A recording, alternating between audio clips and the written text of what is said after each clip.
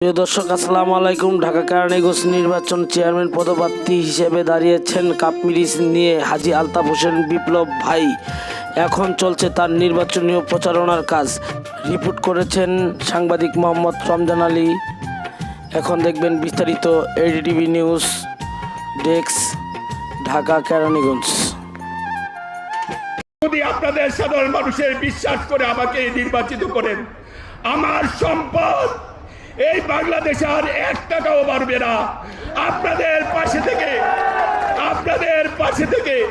আপনাদের সাথে বসে বসে এই সমাজের কাজ করে আমি সারাটা জীবন আপনাদের জন্য উৎসর্গ করব।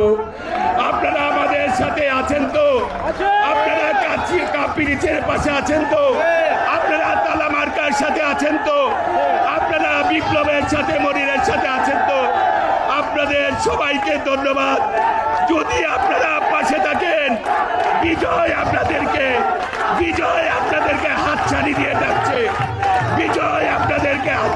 ডাকছে। আপনারা পাশে থাকেন, বিজয় সাধারণ মানুষের নিশ্চিত।